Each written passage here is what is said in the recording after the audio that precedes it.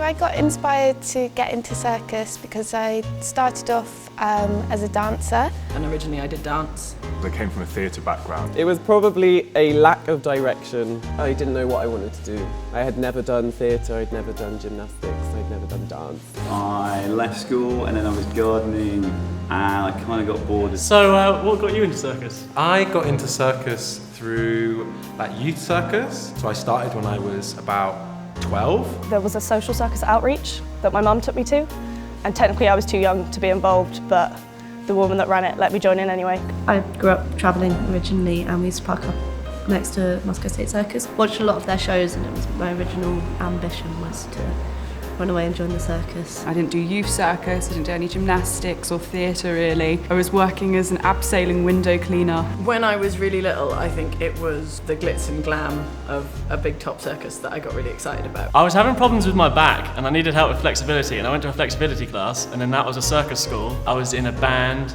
playing punk music, and I really liked how physical that was as a performance type, and I wanted to go more into physical performance. And then I got hired by a circus down in Cornwall, teaching their dance. She was doing some music DJing stuff and then I was doing circus. I liked the circus world more because of the physicality of it. And one day at a festival, my sister bought me a hula hoop and I could not stop. I couldn't stop for a whole week, like every day. I got a bit bored from just reading a script and saying lines and being told what to do by a director, and wanted to be able to make my own pieces and my own acts and have a little bit more freedom to do what I wanted to do. And I just remember seeing people do silks and stuff and just being like, wow, I want to do that. And then when I quit gymnastics, I was still bouncing around and wanted to find an outlet. From then it was just like, I want to do this. I want to do this. This makes me happy. I literally just packed my bag and moved to Bristol. I learned to juggle when I was 22. Then I learned contact fire staff. And then when I was 27, I thought I was too old to go to circus school.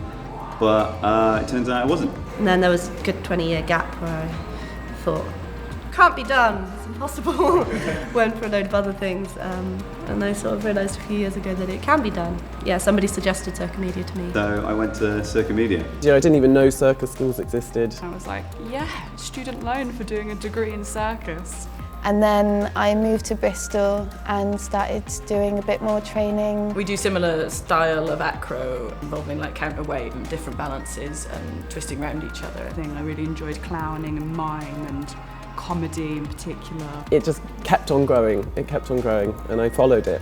Winning the Richard Award would mean a lot because I've just graduated from the National Centre for Circus Arts, so I'm just starting my career as a professional. It's quite difficult at the start, especially for aerialists, because there's so many aerialists out there. There's a lot of competition, so it would mean that I can sort of really promote myself and know how to promote myself, how to market myself. I wanted to take part just because so many people in Bristol have helped me get to where I am now, and it's a chance to actually show them how far I've come.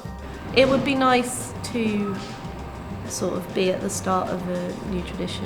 What I do really like about the Richard Award is that we're celebrating somebody who helped start full-time and therefore Circomedia, and that was something that changed my life. Even just being part of it is really great. There's a lot of really good performers in it. For me to win the Richard Award it'd be pretty mind-blowing. Only starting circus sort of four or 5 years ago to even being selected to be part of the finalists for this is pretty exciting. Ultimate dream is to create my own work. The mentoring that they provide would be really helpful for starting out. We want to make a show.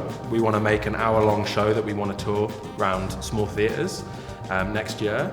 So it would be a huge contribution to us being able to do that. I think it would feel really affirming of all the kind of hard work. It would feel that kind of came together, you know.